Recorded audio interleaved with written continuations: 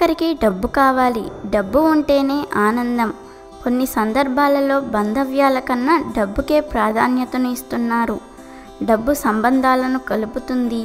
అదే డబ్బు అనుబంధాన్ని, ఆప్యాయతను కూడా దూరం చేస్తుంది. డబ్బు ఉంటే అందరూ మనవాళ్లే, అందరూ మన దగ్గరికి వస్తారు.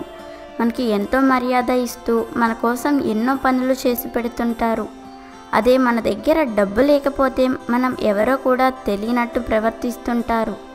మరి బంధాలను సైతం శాసించే డబ్బు కోసం ఎందరో ఎన్నో ప్రయత్నాలు చేస్తూ ఉంటారు. ఎంతో కష్టపడి సంపాదిస్తారు కూడా.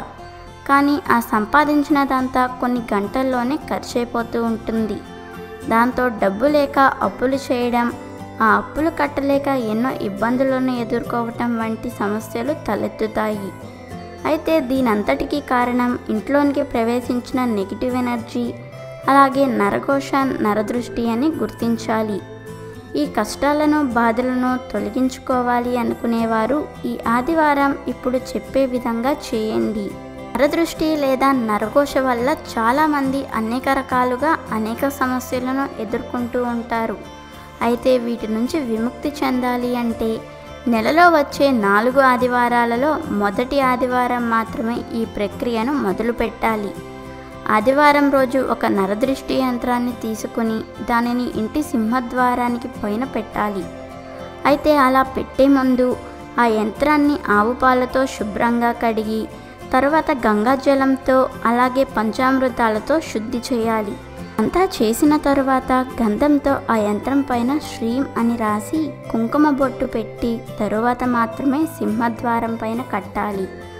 ఇలాగ ప్రతి ఆదివారం దానిని 6 నుంచి 8 గంటల మధ్యలో తీసి దానిని మళ్ళీ పాలు, గంగాజలం, పంచామృతాలతో శుద్ధి చేసి గంధంతో శ్రీం అని రాసి గుమ్మం పైన పెట్టాలి. ఇలా 21 ఆదివారాలు చేయాలి.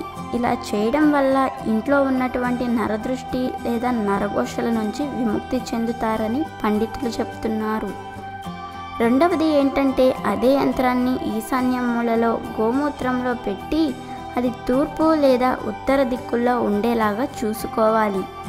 ఈ విధంగా చేయటం వల్ల కూడా నరదృష్టి, నరఘోషల నుంచి అలాగే మీ కష్టసుఖాల నుంచి విముక్తి చెంది అదృష్టం కలిసి వచ్చి డబ్బు సమస్యలు తీరి సంపాదన పెరుగుతుంది. కాబట్టి మీరు కూడా ఈ పరిష్కారాలను చేసి చెడు శక్తులను దూరం చేసుకుని మీ సమస్త బాధలను దూరం చేసుకుని ఆనందంగా సిరి సంపదలతో జీవించండి. వీడియో నచ్చితే లైక్ చేయండి, షేర్ చేయండి, బట్ సబ్స్క్రైబ్ చేసుకోవడం మర్చిపోవద్దు.